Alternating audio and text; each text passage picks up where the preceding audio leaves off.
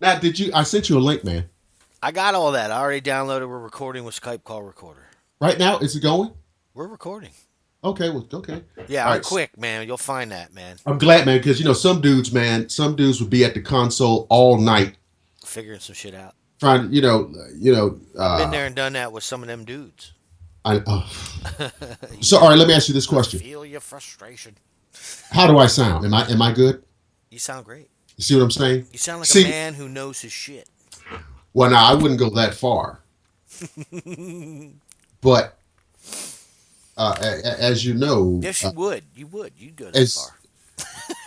yes, yes, ladies and gentlemen, I would go that far.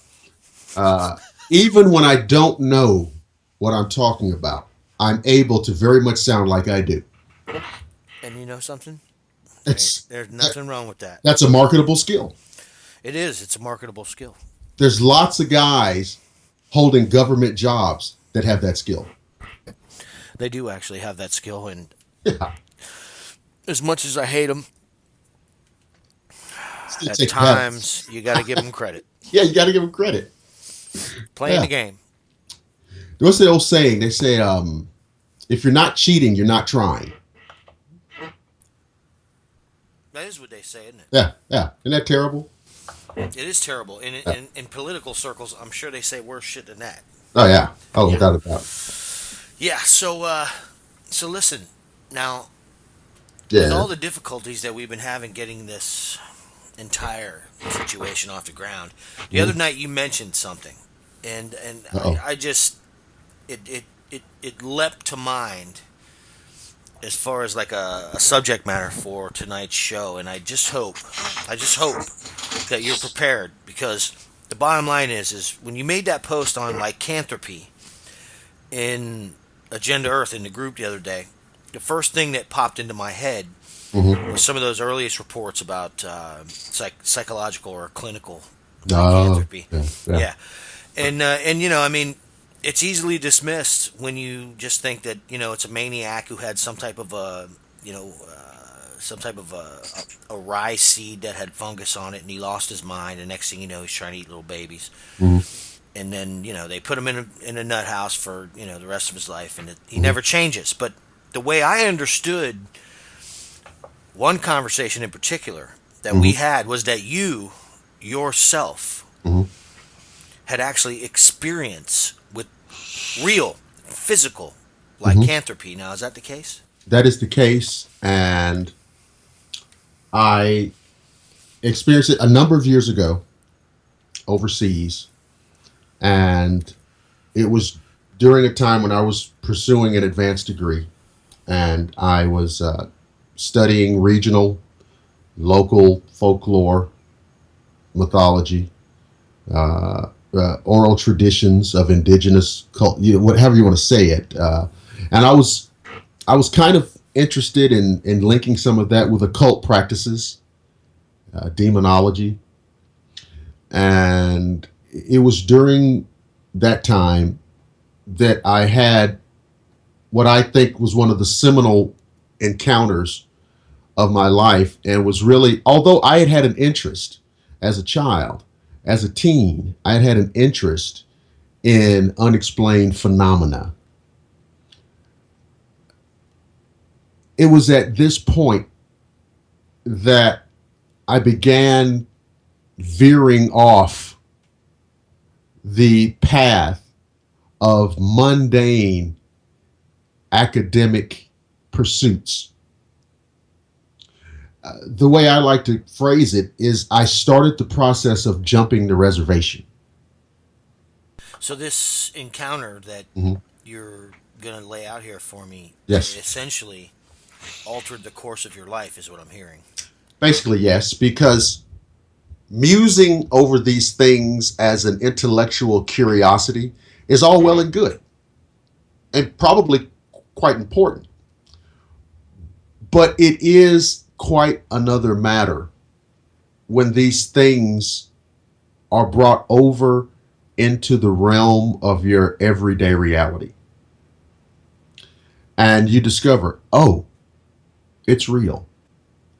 As we've talked about before, there's a certain change at a gut level, at a visceral level, when you know this is real. And if this is real, what else is real? If this is real, everything is possible. I And so, I yeah, completely agree with you. yeah, And I have my own encounter that changed the course of my life, and right, so I know exactly what you're talking about. I know right. that there's something inside of me that clicked, and I began to look around in the days, in the hours, in the days. Well, really, in the seconds, in the minutes, in the hours, in the days that followed my realization that everything was not what it was supposed to be. Is Exactly. the way the way I like to put it in my head. Hmm. I began to look around and I was awakened to other aspects of things that I couldn't feel as intensely about. It was strange. So I understand what you're talking about. Like I looked around, I didn't see the things I saw on TV the way I did before my encounter. I didn't see the news the way I saw the things the way I saw it before the encounter. I didn't see the things that I'd learned from science. Nothing. Nothing Hmm. was the same. The people around me for days were like Charlie Brown, man. Wah wah wah wah wah wah wah. Exactly. And in the years subsequent to this experience, I have written on it for the purposes of either sharing with others or for my own personal edification. I wanted to make sure that I had everything down, documented down, as I remembered it, because I know what happens as the years pass. Yeah. And I assume, at some point I won't be here, and I want this story to be properly documented. Yeah, man. It's. I know the feeling. I did the same exact thing. I Hmm. did the same exact thing. And I have one question for you, and Hmm. I know that the answer is yes. Do you have Hmm. the document that you can actually lay it out for me? Read it for me. Oh yes, I have. I have it. I have it. Several years ago, I basically transferred the text from a physical journal onto the computer, just for the purposes that I stated earlier, um, because there's a certain permanence to it now. It's not going anywhere, and quite frankly, disseminating it out to the listeners is another method by which I can assure the permanence of this event, because you can't unhear something. No, no, you can't unsee something, and Uh, and you can't unhear it. That's for sure. And so so if I could unsee yeah. what Oh. I saw Hmm. at this point, with the amount of work that's gone into laying it out, Hmm. looking back, I would take the entire thing back and go back to Yes. sleep. Go back to sleep. I go back to sleep. So basically, Would you? what I would absolutely backtrack, get into the DeLorean and activate the flux capacitor. Yeah. Well, let me ask you this then. In regards to Hmm. that statement you just made, Hmm. you are Dr. William Lester, That is true. PhD, Yes, anthropologist. Is that correct? that's correct. And you are an official academic anthropologist who has studied abroad. Is that correct? That's true. And at one point you were with a university with other anthropologists. Is that correct? Multiple universities. Multiple Hmm. universities. Okay, and so you were involved at an academic level Hmm. before you had this encounter, and Correct. you were sold on the principles and the ideology that all of this was a myth. Would I be safe in saying that? folklore, mythology, legend, superstition. And at some point during your travels in your academic studies, whether it be, what was it, a doctoral study? Yes. At some point, you were confronted on that journey Hmm. with the stark reality, with the unchangeable truth Hmm. that what you saw was real. Would you say that? I would say that. I would say that in this instance,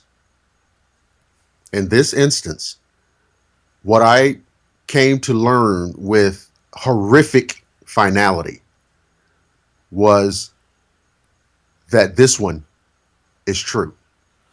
Well, then, Dr. William Lester, please lay it out for us. Please. Okay, I'm going to take you back to the year 1992. And this is pulled directly from my journal of that time. Uh, I'm going to take you to a place in Europe, a place in the country of Spain, to a small hamlet called Abizanda. And I believe it was actually a family name. And because there were people in that little town with that name. So at some point it may have been some nobility, some local nobility, but there was a family and their name was attached to this place. So I'll just carry everybody through this. September 29th, 1992. We drove a few miles and parked at the crest of a bluff overlooking a series of mostly barren fields. There was little greenery save the occasional patch of scrub. The sun had already sunk beneath the rim of the world. My companion, Sergio, revealed from a case a 6.5 by 54 caliber Mannlicher Schoenhauer, which is to say a very big gun. Looking out across the landscape, he said to me in Spanish, "Ahora vamos a esperar," which means, "Now we will wait." We waited there on the bluff for what seemed like hours, but I realized later that no more than 20 minutes had expired before the most horrific sound I had ever heard came rushing across the landscape. It was not exactly a howl, nor was it a scream. It was, upon reflection, a preternatural wail, heralding the fulfillment of a curse. Sergio advised me to take my field glass and look to the left at about 75 yards. My field of vision was illuminated by an impossibly bright full moon, and so was the view through the scope of Sergio's rifle. As the baneful wail began to echo down to nothing, I saw it. I saw it running at a tremendous speed. I could even make out the dust kicked up by clawed feet ripping across the ground. Although clearly inhuman, I could detect the vestiges of clothing, ripped, torn, and flailing in the air, stirred by the motion of the thing. It took large, loping strides, and strangely, its arms barely moved, as if they were unnecessary for generating torque. It was just at that moment of my contemplation that Sergio fired a shot. The shot shook me to my core. Yet, I saw the bullet strike and take the thing to the ground. Then, to my horror, it rose again in mere moments. I watched as it quickly resumed its very surreal, digitigrade loping across the dark landscape. I could not believe what I was seeing. That shot through the midsection would have killed any man ever born, and yet this monstrosity was knocked down by nothing more than the force of the bullet. Then Sergio fired again. The second shot struck the thing in the upper arm or shoulder, because I saw the ragged shirt flare upon impact, and a patch of it even blew off. The beast did not fall this time, but was pushed by the strike but momentarily, before it continued its mad sprint. Sergio got off one more round before the thing finally dashed out of our field of vision. And again, that terrible wail exploded in the darkness all around us. I realize now that we were vulnerable to an attack from virtually any direction. Would this, what I could only call a wolf man, seek escape, or as I feared, seek to exact vengeance upon us? Certainly, if Sergio's rifle had failed to stop it, there was little hope of success in a hand-to-hand confrontation. In any other situation, we would have been more than a match for an assailant.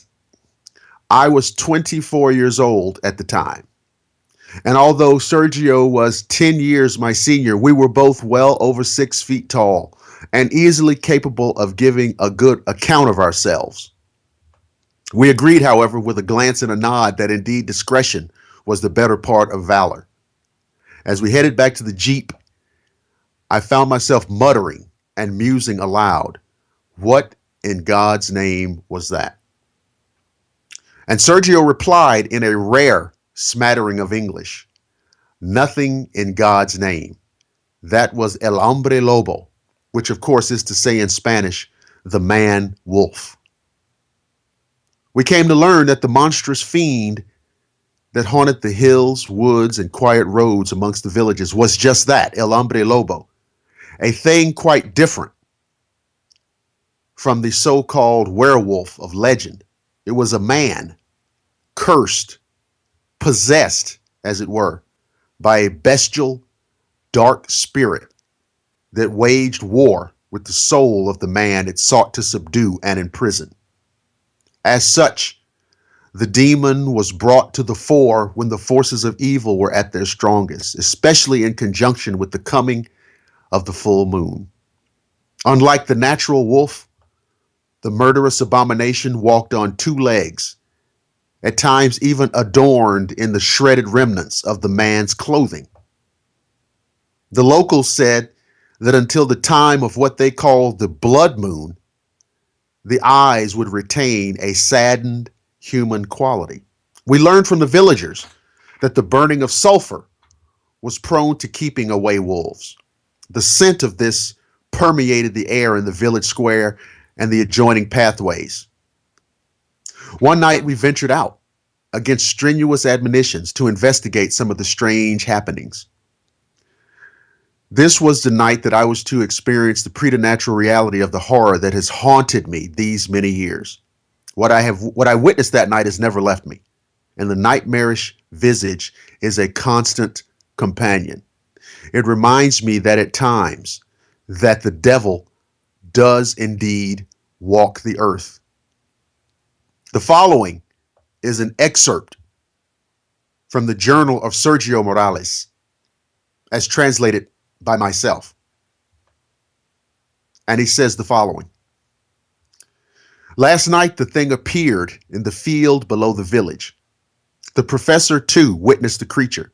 I am sure that he is convinced, as I have been, for some time, that this was an unnatural thing. 3 times my rifle found its target, and yet the howling devil endures. I spoke today with Senor Abizanda and Sergeant Gomez. They have agreed to consult with the professor. Is it possible that together we can rid this village of its terrible curse? There ends the excerpt of Senor Morales. The body of night watchman Jose Mancia was found inside his small 2-room office building on the morning of October 1st. He had been beaten and pummeled with unimaginable force. His face and throat had been ripped and torn as if by the claws of a raving beast. Abizanda was a small hamlet, and word of the horror spread like the plague. Item number 1. The previously installed security camera revealed a brief moment of the deed, but little more. The tape itself was viewed by local officials before being secreted away. Item number 2. The killer was possessed of incredible strength. The metal door, locked and bolted from the inside, had been forcefully pulled from the hinges and slung 30 feet away. Item number 3. The momentary flash of activity revealed by the tape indicated that the killer was in fact the same impossible monstrosity recently witnessed by Sergio and myself dashing across the fields below the town. This is much as I dare reveal to you here. Suffice it to say that such horrors exist in this world, though I wish it were not so. Failure to disclose the reality of such things would for me be the highest form of hypocrisy. I have seen it. I have witnessed it. And it has been like a plague of nightmares upon me since those long ago days. So, what do you think? There may be perhaps as many reactions to this experience as ears that have heard it. I am therefore quite content to leave the burden of final judgment to you. If what you've heard horrifies or shocks you and has forever changed your concept of reality, allow me to offer you one small glint of relief. Tell yourself, as I have day after day, night after night, that it's only a story. If you can do that much, you can convince yourself that behind the safety of your door, in the quiet of your bed, that it could not happen here. And there it is. We're going to take a short break, and we're going to come back, and we're going to talk with Dr. William Lester, and we're going to get some details on this encounter and see what we can come up with. Stick around. We got more Agenda Earth coming right back. Welcome to the American Institute of the Humanities. I'm Dr. William Lester, president of the Institute. The American Institute of the Humanities offers a comprehensive educational overview of the history of the Americas and of ancient civilizations. The study of history, the recovery and analysis of the full range of human activity over time, is as rewarding as it is challenging. I would like to invite you to explore our website and discover the wonderful assortment of home study courses and programs that are available. Our featured degree programs include both American history and ancient civilizations at the bachelor, master's, and doctoral level. When you enroll at the Institute, textbooks and assignments are shipped directly to you, and you have the flexibility to read, study, and complete the assignments according to your schedule. Degree students receive their material free of shipping charges. Degree students are also eligible for our interest-free monthly payment program. This option requires a valid debit or credit card and allows the student to begin their studies with a low 10% down payment. Visit the American Institute of the Humanities today at www.americaninstituteofhumanities.com.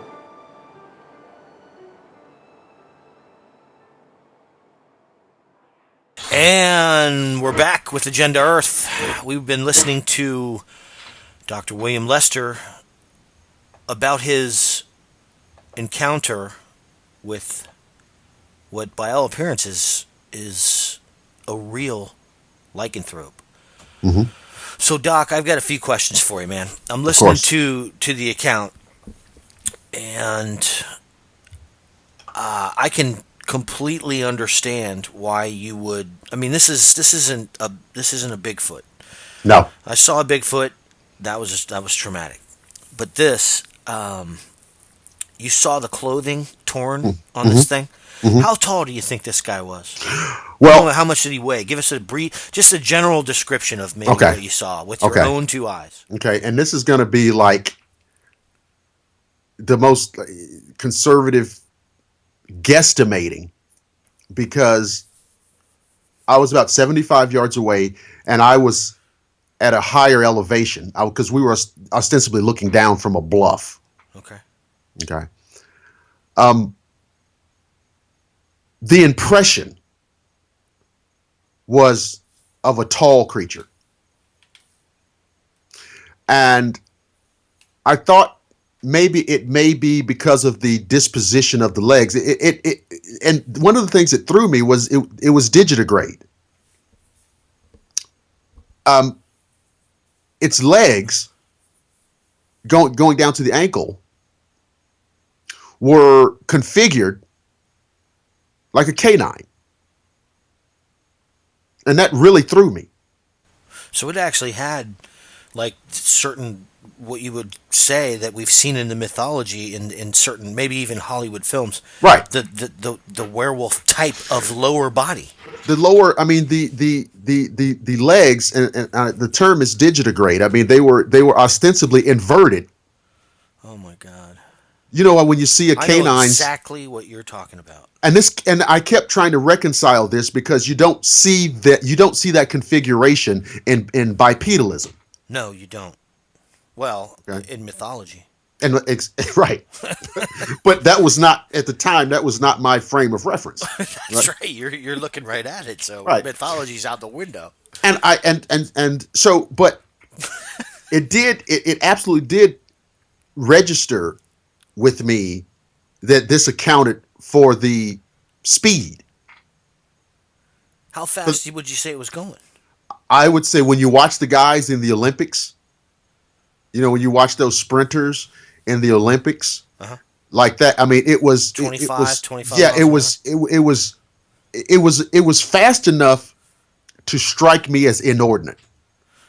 Like it didn't appear to be natural. Right. And that was Oh that my exact the exact it was unnatural. Like, my goodness. Well, because when you're looking at it and it looks like the figure of a man, you attribute certain characteristics to that. And the speed at which it was moving was atypical of what you would expect to see of a man running. It was just too fast. But I got the impression that it was tall. I mean, I mean, it may have been 6.5, 7 feet tall. But like I said, I was looking down on it. What about did you get any shape on the head?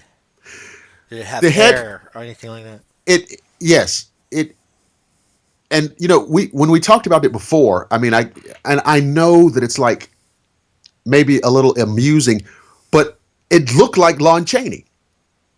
It looked like the original Yeah, werewolf movie. it looked like Lon Chaney. So there was no snout. No, there was no snout. There was no signature canid snout positionings or disposition. But it reminded me of Lon Chaney. And I mean, I would love to have been able to come up, you know, with a sexier analogy. But that's what it reminded me of, and so that's what I got to go with because I assume a lot of people know that imagery. So Okay, it truly was more of a man right. that just somehow had transformed into Well, something like right. this. I mean, Well, that's why I thought the Spanish term was apropos. I mean, el hombre lobo literally means the man wolf, and so I thought it was very apropos. and it wasn't super dark, was it? No, no. I mean, it was Dusk kind of what thing. we were. It was a wide open. It was a huge sky. First of all, it was a huge sky. You know, like what you see out west. Right, right, It was a right. huge sky. I mean, the moon seemed like you could throw out a rock and hit it. Oh boy, It was that kind of backdrop, and so this is like right out of a movie, man. right. It would have been a great movie that turned into a horror movie. Surreal. Right. So visibility was very good. Could you make out? Let me ask you this: could you make out any of the features at all? The face was, I could not see a lot of detail, but what I could see was a face that was largely covered by hair, similar to like you see in gorillas and chimpanzees. Like they have more hair on their face than we do, but Right. their face is not totally covered by hair. There are patches of skin. The cheekbones, the Right. nose, that kind of thing, the Right. forehead. Right. So, It was hairy, but not hair covered. okay. Okay. And that's where I feel that a lot of the contemporary movies, they just go ridiculously over the top with what they're trying to show you. But those were the Well, features. I mean, compared to what you're describing, Yeah. that's. I mean, I couldn't imagine. Like, I mean, Yeah. I struggle with what I've seen, Right. and I just couldn't even imagine. I mean, this thing. How many times did he shoot it? 3 times. Three. And you say the first bullet, all it did was knock it down. The first bullet knocked it off of its feet. Where do you think it hit? In the chest or in the Midsection. side or the midsection? Midsection. Oh, okay. Right in the midsection. But if it had been a man, he'd have been dead.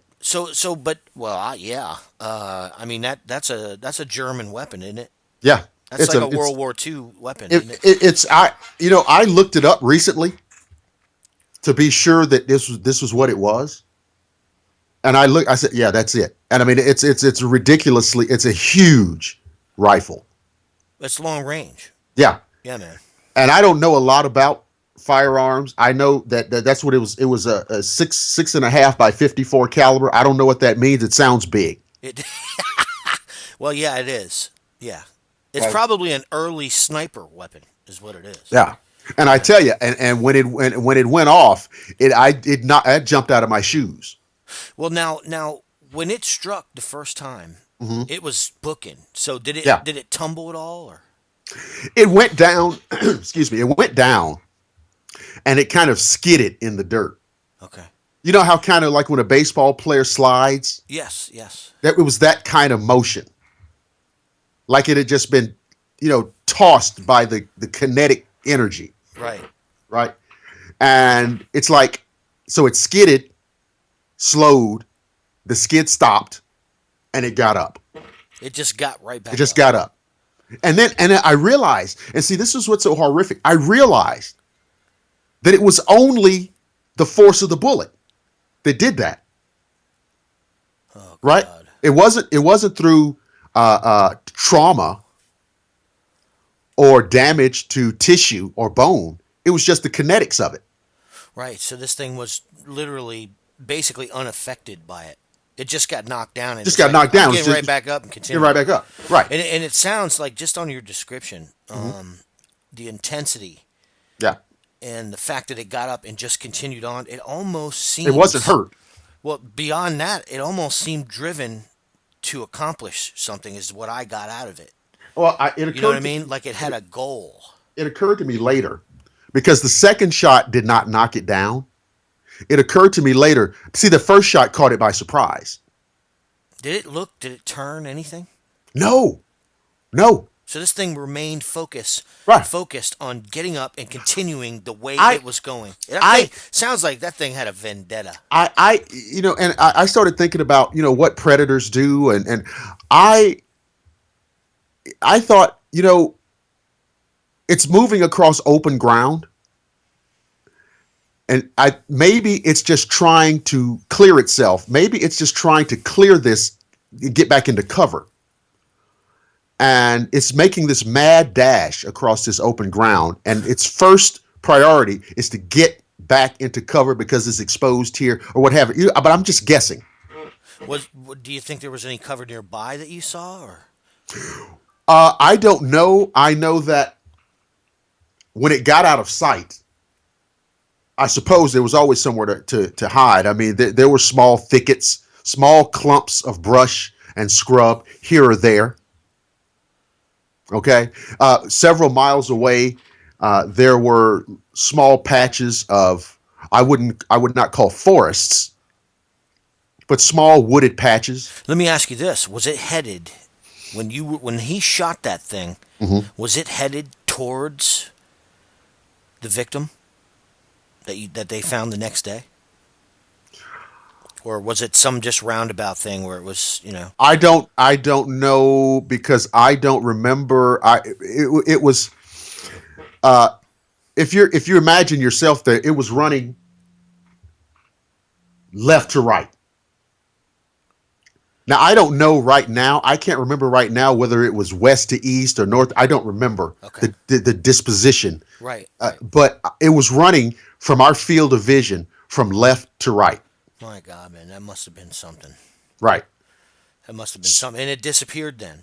It disappeared and it got so far off and it's just getting darker and darker that it just got out of our field of vision, out of my, scope and everything. And but then that was to me, that's when the real problem started.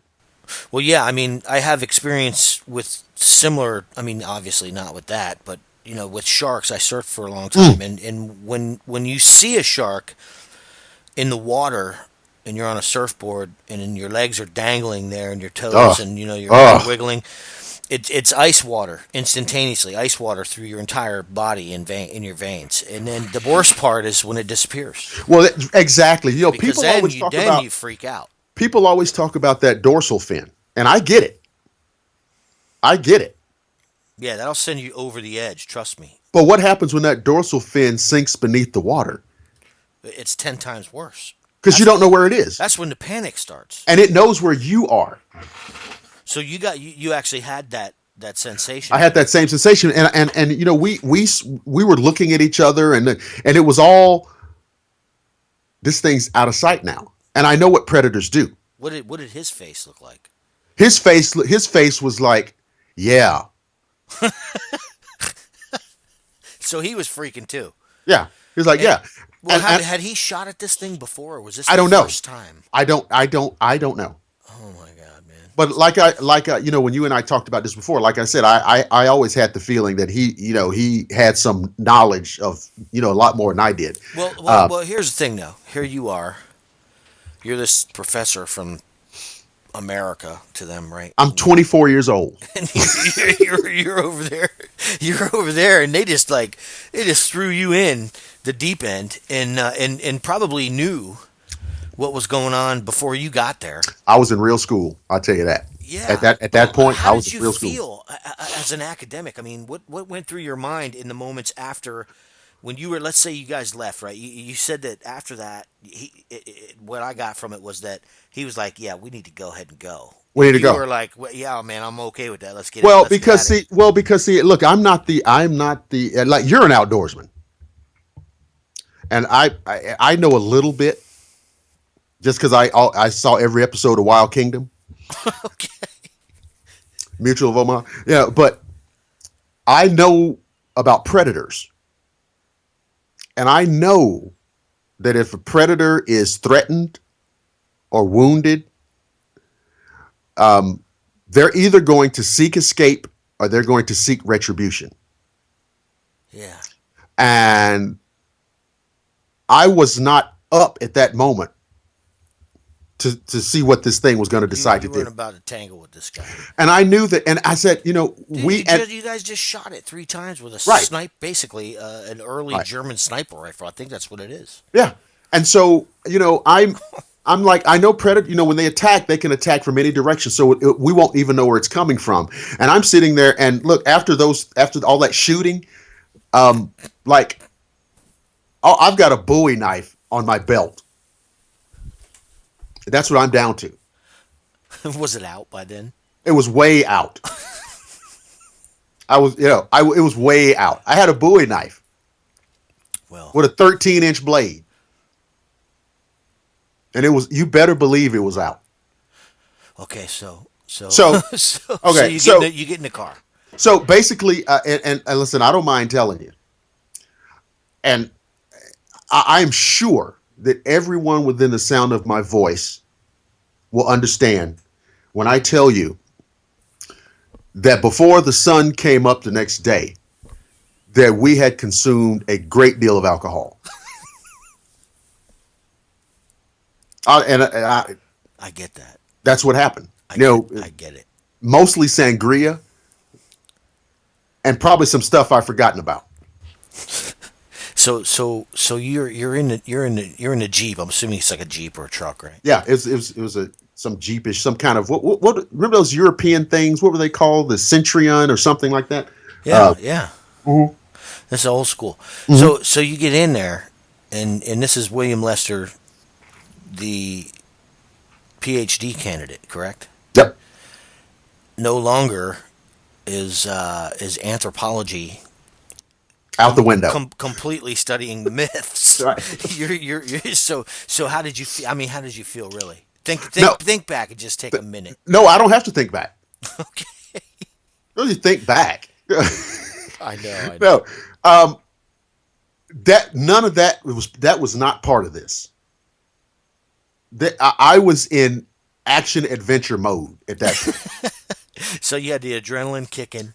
I was full bust out Indiana Jones at that mode. At that moment, all that other stuff about I gotta no, there was none of that. I was like, get me back to some electricity and some lights and some walls and bricks. And a drink. Right. A, Oh yeah. a stiff In drink. other words, cantina. Right, right. That's the Oh same in my any God, language, right? man. Cantina, Oh, God. right? That's right. That's right. Okay. So no, but I mean, it was, and I was really in that mode, and all of the official stuff. I swear, all of the official stuff, all of the stuff I was thinking about, out the window. So okay. So then at some point, like here we go. Now you're living it, and but at some point you had to get off by yourself and realize the gravity of what just happened. Well, I had a lot of time because there was no sleep. Well, I don't doubt it. And so you can imagine that over the night and over a period of nights, you can cover a lot of ground in your mind, right? Right. And I always, then and now, I fall back on, look, I don't need to be able to explain all this to know what I saw. Right. And because I always listen, I believe my own two eyes. I've never been prone to hallucination. I don't see things that aren't there. That's right. I don't. I don't either, pal. I don't see things that aren't there. And again, I've said this before, and I'm going to keep saying it because it's going to keep being true. Sir Arthur Conan Doyle, creator of Sherlock Holmes. What was Sherlock Holmes' driving philosophy? Once you have eliminated the impossible, whatever else remains, no matter how unlikely, must be the truth. And it's a fact. So the fact that I saw this, that was the elimination of the impossible. Well, such things don't exist. Yeah, they do, because I saw it. So I've eliminated that. Yeah. So I said, well, now what remains? Is wearing clothes. So it's not an animal. Because unless you're like J.R. Tolkien or somebody, animals don't wear clothes. So it's a guy. Well, the guy looks like he's a lycanthrope. So as unlikely as that was, I realized that must be the truth. Man. And the equation was that simple. Well, I mean, once you torture yourself, I mean, I tortured myself for a while. Yeah. But the bottom line is that philosophy rings true Mm-hmm. in the mind that applies any common sense. Yeah. It just, all you're left with, no matter what, is what you saw. And I mean, I get it, man. I mean, it's the same thing with me. I could not imagine the trauma, the psychological trauma, having a contradiction that stark. There are people that I know Suddenly just appear. There are people that I know, if they had seen what I saw, they would go through the motions. They would go through the exercise of trying to figure out what it must have been, because it could not be a lycanthrope. Right. Make some shit up. Right. Which is what they do. Instead of just, look at it. The old thing about the simplest answer. That's it. Yeah. Well, but it doesn't say the simplest answer that makes you feel good. That's right. That's not in there. Right. No. All right. I have just a couple more questions, if you will. Roll it. Okay. What year was this? 1992. Okay. That's the same year I got out of the military. Okay. So 92. We're in 1992. We're not in 1456 in the middle of Transylvania. We're in the south of Spain. Is that correct? Correct. And the culture that you were actually studying in our previous conversations about this, the limited Hmm. conversations that we had, you had mentioned something about actually being sent there, Hmm. and that the university Hmm. had set this Sergio up for you as a guide or a The contact with the. contact guy, my guy, the liaison. It may have been the official term. I forget, but I think that yeah. But Right, essentially, that's correct. right. And so, do you think that that the university may have already spoke to him about this phenomenon, that or this individual would be a better I way to put it? I mean, I don't know that they spoke to him. Uh, did they lead on that there was anything going on to you, no, or act strange in any way? no, no. Like, we got something for you to go check out over here, I and don't know that they, and I want to piggyback on it. I don't know that they spoke to him. I got you have to remember, in the absence of like firm, hard details, I got the impression that he was assigned to me. This was, he was my guy. right. Like he was drafted. Hey, this is for you. This is what you're going to do. That's the impression that I got. So there was some backstory there. Yeah.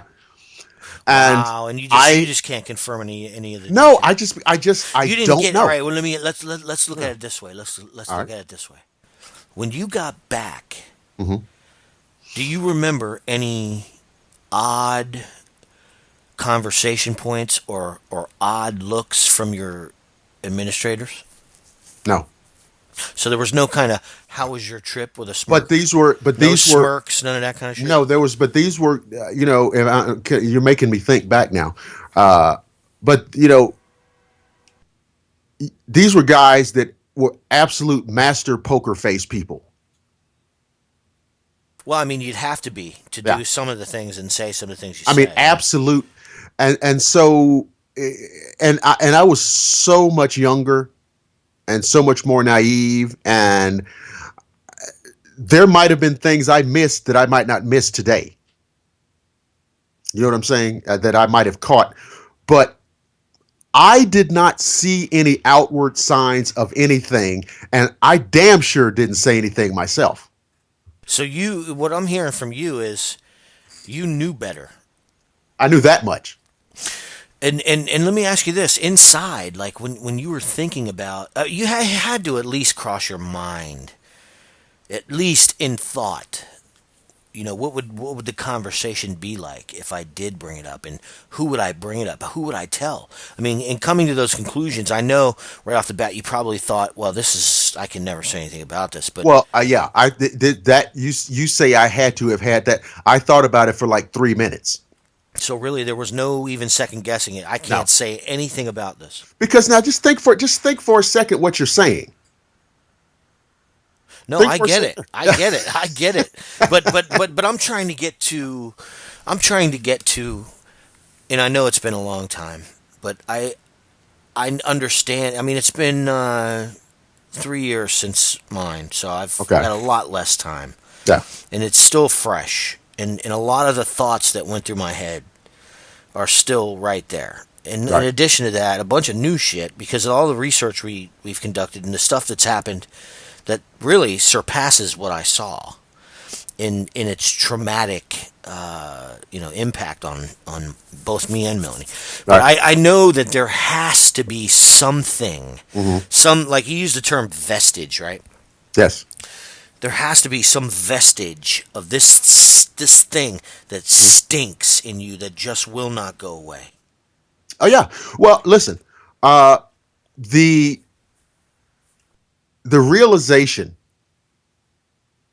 that I couldn't walk into the office of a colleague and shut the door and pour a drink because they all had bottles of something in their desk drawers. Let's just get that up right up front Right. and just lay this out drove me crazy. But the idea of the aftermath, were I to do that, sobered me up fast. And I realized there was no set of circumstances under which I could disclose that way. Right. There just wasn't. There was no cute, clever way I could come back in there and say, here's what happened. Doesn't this sound exciting? Right. Right. There was no way. The only way I could disclose this story would be at a time and place where I wasn't under threat, professional threat. You know what I'm saying? I mean, and so that's why, I mean, we talk about it today. We can talk about it as much as you want to today, because for me, it's something that happened a long time ago, and those folks can't hold that over my head anymore. Right. Right. Well, I mean, everything you've said, I mean, there are so many clues here Mm-hmm. that, and it just so many different branches for possibilities in an investigation, Mm-hmm. not into your encounter, but it's just opened up so many possibilities. My mind went right into, this can't be the first student that they sent to this region, and I wonder how many before. It doesn't have to be that region. I mean, you remember. I mean, who knows Right, what but type of manifestations occur in any part of the world? So it just might have been me in that place at that time. what if it wasn't just you though? Oh well, yeah, it's I true. mean, you did speak of a strong psychic belief from these people Mm-hmm. that they were cursed. Oh yeah, That's not something that just suddenly vanishes. no, So I mean, it would be one hell of an investigation to trace this back, even just a few years yeah. from the time you were there, find out if the university sent anybody else there, and wouldn't it be? I mean, this is fanciful, but wouldn't it be a conversation Oh, it'd be crazy. if a few weeks from now your phone rings because somebody listened to this episode and says, this is Dr. So and so. You know what I mean? Remember what happened to you back in '92? I was there in '93, Yeah. and Sergio and I, blah blah blah. I mean, I could see that if they had that belief that, I would love to get that call. By the way, if you're out there, oh my god, I would oh love my to get god, that call. yes, But yeah, I mean, I listen. Um, I I have to admit, I didn't spend a lot of time. See, the questions you raise are great questions, and I think they're great because a lot of them didn't occur to me. I did not spend a lot of time thinking about who knew what and when. You know what I mean? I mean, so like when you ask me, it's kind of difficult because at the time I wasn't thinking that way. right. Well, you were in it, and that's I was in it, understandable. and Man. see, and people, you've got to understand this, and it is so true. When you are in it, you don't think like a documentarian. You're trying to parse this out in your mind. You're trying to figure out, what's going on.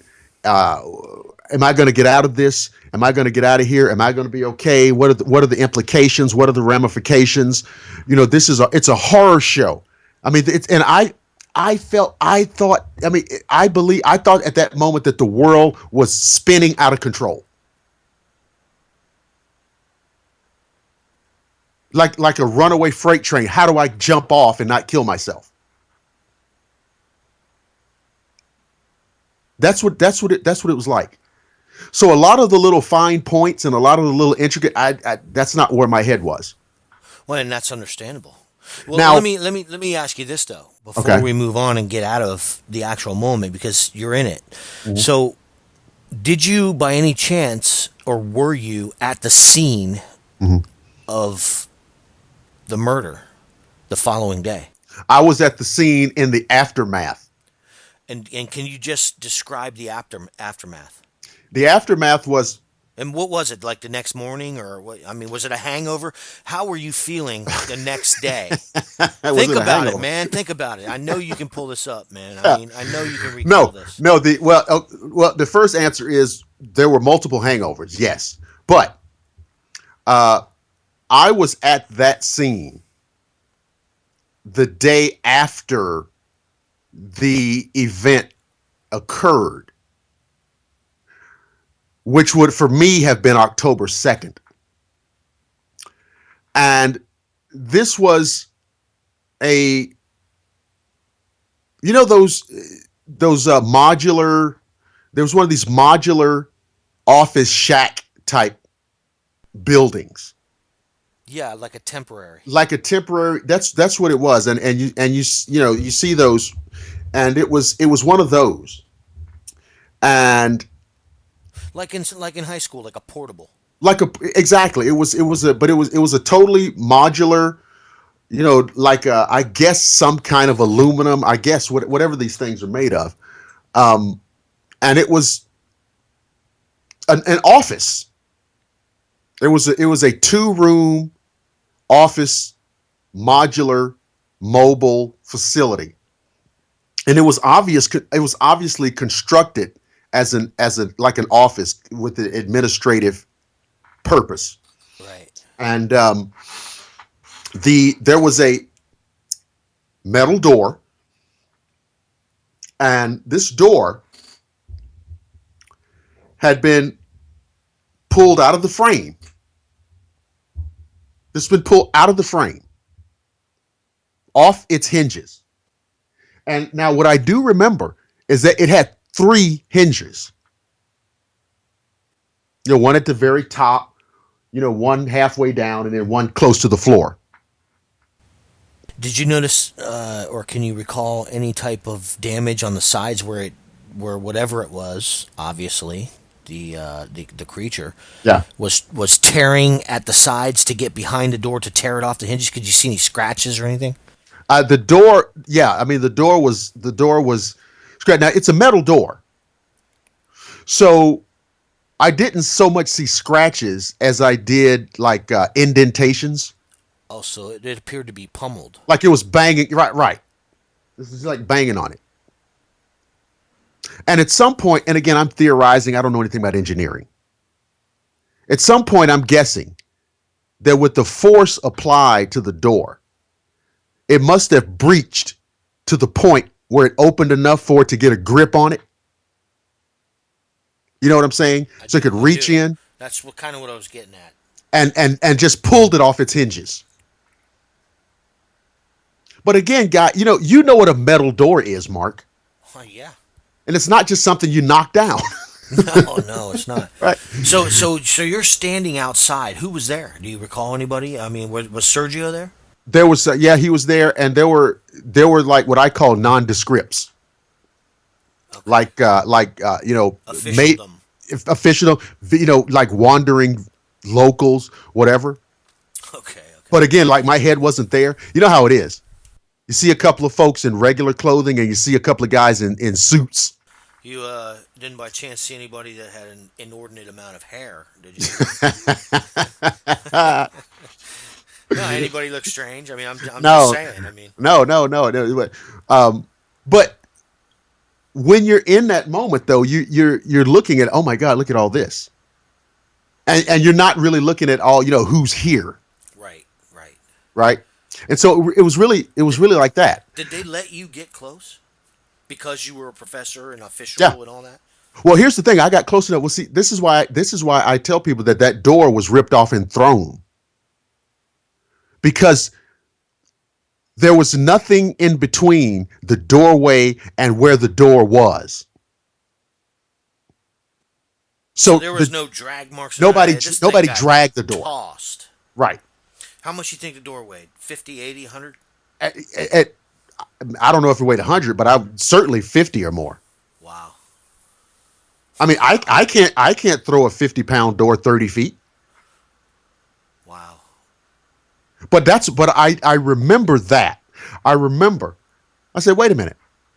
There's nothing between the doorway and where this door is.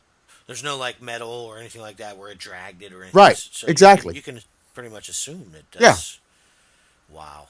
And I remember, I don't remember the reaction, but I remember saying, "What'd they do? Throw it?" Oh man. So this is now okay. So now, at this point, you've seen it.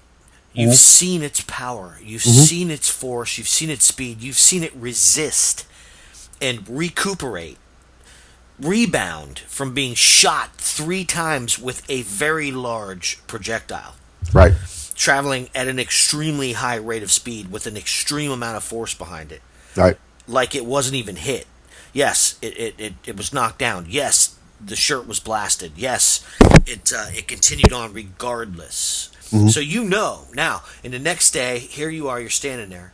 You got this door ripped off, Yep. and did you approach the doorway Yeah. to look inside? What did you see? Well, now you must remember now the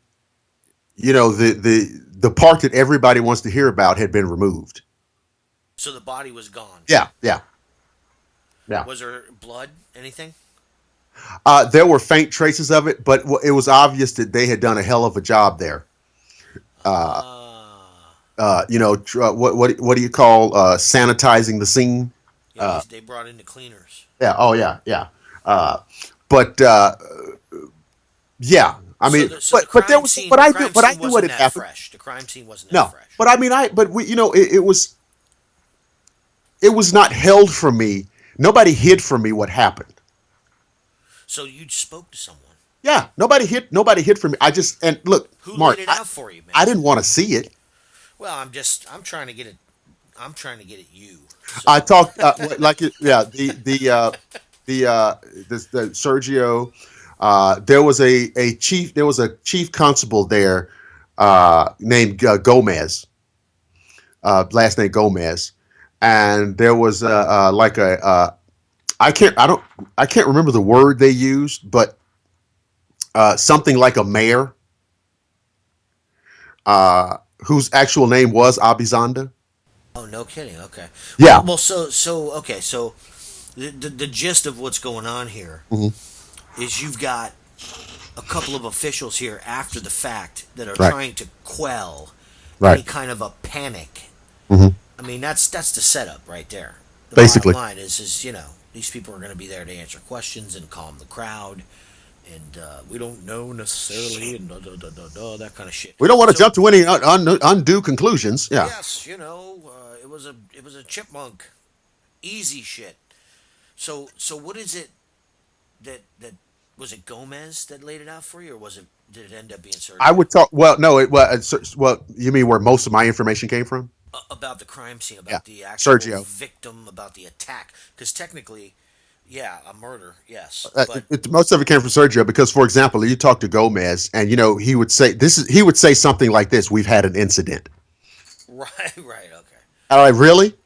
yeah, an incident, yeah. Yeah, we've had, and so like when I talk to, That's like saying Fukushima was an right, incident. it was an incident. Well, but and so from those guys, I would get little snippets of nothing. And now they were perfectly gentlemanly and nice to me. There was no kind of adversarial thing. I don't want to suggest that. And they were absolutely respectful to me. And whatever I asked for, I got. So let me say that up front. Did you get the Okay. medical report? But they were not going. Listen, and I understand this, So man. At the end of the day, I am an outsider. right, right, And when I leave, they have to stay there and answer to those people.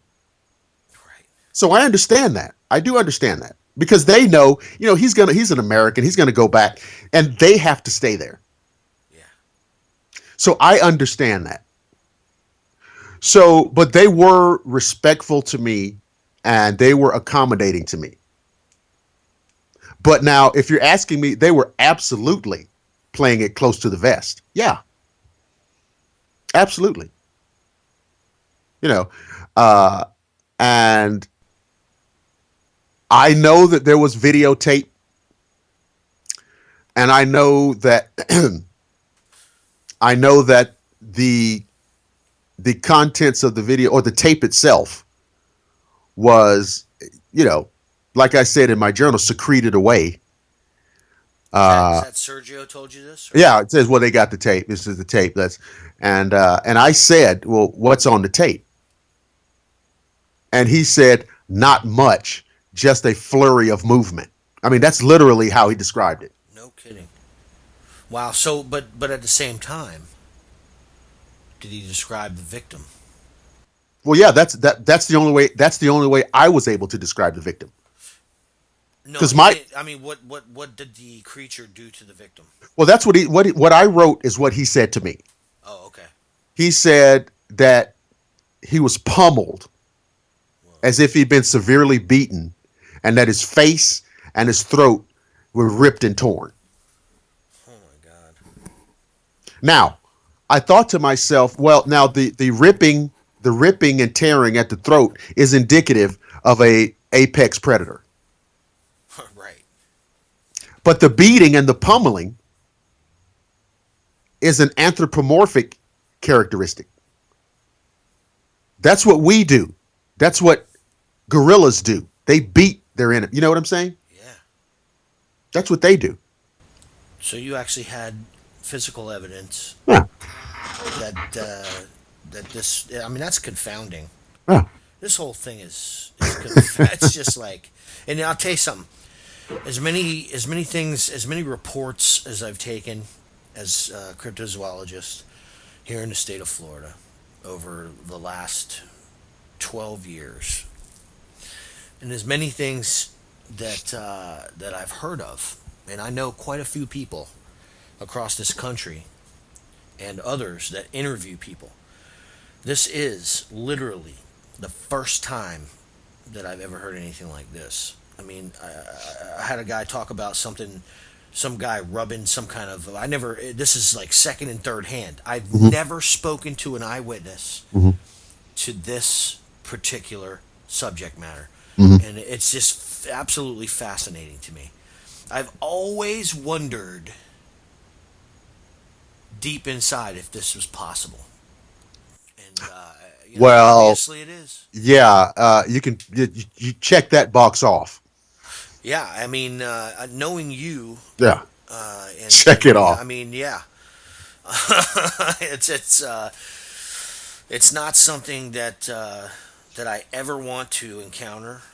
It's not No, something that I ever want in my consciousness. nope. I don't. I'm happy right now with the secondhand realization. Yeah, You know what I mean? because I have to tell you, and I mean, and I know the listeners.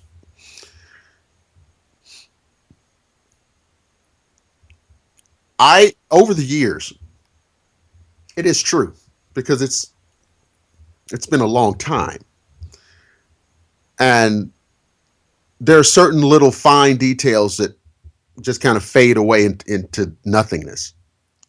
But the core essence of this thing has been with me every day, and I can assure you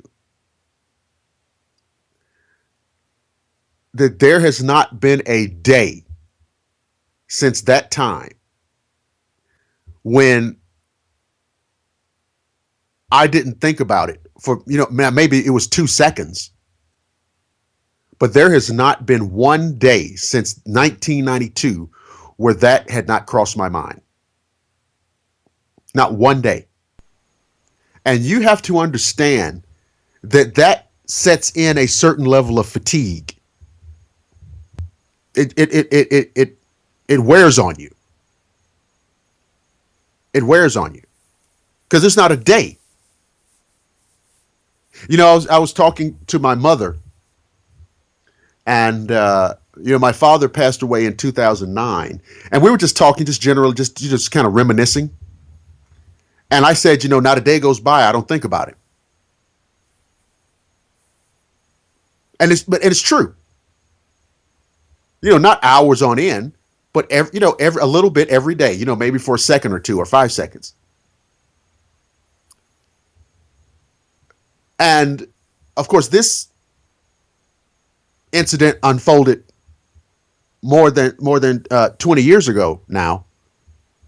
So you've got to imagine how challenging it is for that to hang over your head every day for 22 years or whatever it's been.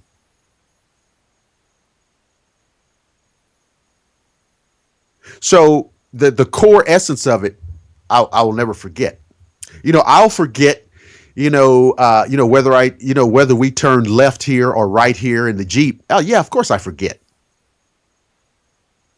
Right, but I will never forget the sound that the thing made. And one of the reasons I'll never forget it because there's nothing. I've never heard anything to compare it to. Right. You watch these nature shows and you hear wolves howling in the wilderness. That's not what we're talking about. I will never forget this sound. There's nothing I can compare it to. And I'm sorry to the listener, but there's no basis for comparison.